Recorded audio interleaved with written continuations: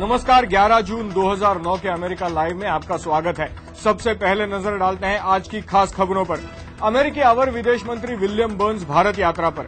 उनकी यात्रा के मायने जानेंगे विशेषज्ञ से।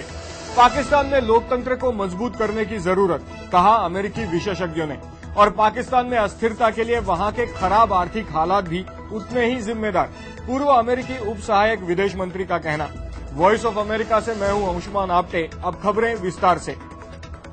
भारत में नई सरकार के गठन के बाद पहली बार ओबामा प्रशासन के उच्च अधिकारी भारत का दौरा कर रहे हैं। दौरे पर आए अवर विदेश मंत्री विलियम बर्न्स ने कहा है कि अब भारत और अमेरिका को आपसी रिश्तों को एक नए स्तर पर ले जाना चाहिए। राष्ट्रपति ओबामा और विदेश मंत्री क्लिंटन ने मुझे इस संदेश के साथ भेजा है कि भारत अमेरिका के लिए विदेश नीति प्राथमिकता है। हम भारत को अहम सहयोगी मानते हैं 21वीं शताब्दी में। विलियम बर्न्स की भारत यात्रा के बारे में और जानने के लिए हमने दक्षिण एशिया जानकार राजा कार्तिकेय के साथ बात की। राजा, विलियम बर्न्स की इस यात्रा के दौरान किन मुद्दों पर प्रगति होने की संभावना है?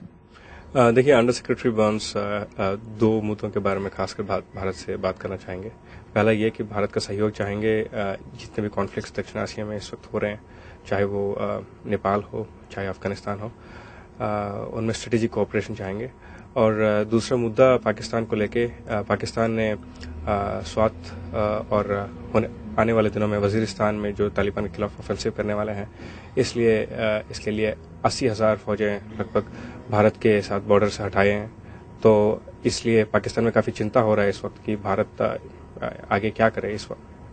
तो इस मामले को लेके अमेरिका चाहेगा कि भारत पाकिस्तान को आश्वासन दिलाए कि वो पाकिस्तान के साथ पूरा सहयोग देगा। और भारत की ये जो चिंता है कि जो हाफिज सईद को छोड़ना या ऐसी कार्रवाई आए या आतंकवादियों पर पूरी तरह से कार्रवाई न करना, इसके बारे में अमेरिका भारत को विश्वास किस तरह से दिला सकता है? देखिए, ये काफ़ी पेचीदा मसला है क्योंकि पाकिस्तान के अंदर इस वक्त एक इंस्टीट्यूशनल पैरालिसिस आ गया है और खासकर जुडिशरी गवर्नमेंट काफ़ी सिंसियर है इस वक्त आतंकवाद के खिलाफ लड़ने के लिए, लेकिन जुडिशरी में अभी तक वो मूवमेंट नहीं आया है और प्रोसिक्यूशन एविडेंस जमा नहीं कर पाता है इन आतंकवाद गुटों के खिलाफ, जिसकी वजह से चाहे मौलाना अब्दुल अजीज लाल मस्जिद के जो है या हाफिज सईद, ये सब रिहा हो जाते हैं, पकड़े जाते हैं फिर रिहा हो जाते हैं। तो इसलिए इसके लिए पाकिस्तान के अंदर एक इंस्टीट्यूशनल इम्प्रूवमेंट लाने की ज़रूरत है, जिसके लिए काफ़ी टाइम लगेगा। इस मामले में तो अमेरिका पाकिस्तान पे दबाव डाल सकता है, लेकिन ये पाकिस्तान के लिए टाइम लगेगा। राजा कार्तिकेय के साथ मेरी पूरी बातचीत देखने के लिए हमारी वेबसाइट पर जाइए। पता है www.voasamachaar.com। वॉशिंगटन में विदेश नीति के जानकारों के बीच आजकल पाकिस्तान के हालात बहस का मुद्दा बने हुए हैं। पाकिस्तान में आतंकवादियों से लड़ने के लिए पाकिस्तान की लोकतांत्रिक सरकार की मदद किस तरह से की जाए, इस पर वॉशिंगटन में एक बैठक हुई। पाकिस्तान की सरकार को मजबूत करने के लिए सलाहें अलग अलग थीं, लेकिन सबका मानना एक ही था कि सरकार के तंत्र मजबूत किए जाने चाहिए। समीना अहमद ने कहा कि लोग आतंकवादियों से मुक्ति पाना चाहते हैं। लोग आतंकवादियों से उकता चुके हैं। वो राजनीतिक सुधार चाहते हैं। हम सिर्फ सहायता की ही बात न करें, बल्कि हमें पुनर्वास और पुनर्निर्माण की भी बात करनी चाहिए। बातचीत में सबसे ज्यादा ध्यान स्थानीय स्तर पर सुरक्षा मजबूत करने पर दिया गया। पुलिस प्रशिक्षण किसी के दायरे में नहीं आता और ये कोई ऐसी चीज नहीं है जिसे शुरू करने के लिए 10 साल लगने चाहिए। ये ऐसी चीज है जिसकी जरूरत पाकिस्तान, अफगानिस्तान और इराक जैसे देशों में तुरंत है। लेकिन सांसद टिरनी ने कहा कि हर मदद के साथ जवाबदेही भी जरूरी है। मैं सेना को दिए जाने वाले संसाधनों पर जवाबदेही लगाने का पक्षधर हूँ। मैं समझता हूँ कि बरसों तक देखने के बाद लगता है कि ध्यान भारत पर ज्यादा रहता है, न कि आतंकवादियों की समस्या पर। Amit Srivastava, Voice of America, Washington DC.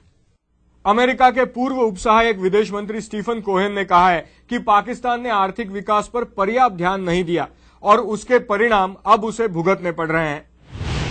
पूर्व अमेरिकी सहायक विदेश मंत्री स्टीफन कोहेन का कहना है कि आर्थिक विकास की दौड़ में पाकिस्तान काफी पीछे छूट गया है और पाकिस्तान की मौजूदा हालत की ये भी एक वजह है।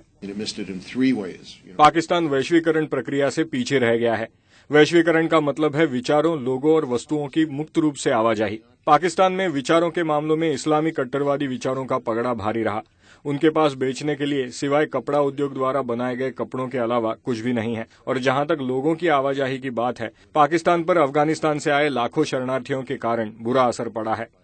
पाकिस्तान में अमेरिकी राजदूत रह चुकी टेरेसिटा शेफर का कहना है कि भारत और पाकिस्तान के बीच आपसी व्यापार तो बढ़ सकता है, लेकिन पहले जरूरत है आपसी विश्वास बढ़ाने की। भारत और पाकिस्तान के बीच व्यापार को बढ़ाने का फायदा तो जरूर है, पर आधिकारिक तौर पर पाकिस्तान ने इस पर रोक लगाई है, क्योंकि उसे डर है कि आर्थिक संबंध कश्मीर मुद्दे को पीछे छोड़ेंगे और भारत पाकिस्तान के बाजारों को अपनी चीजों से भर देगा।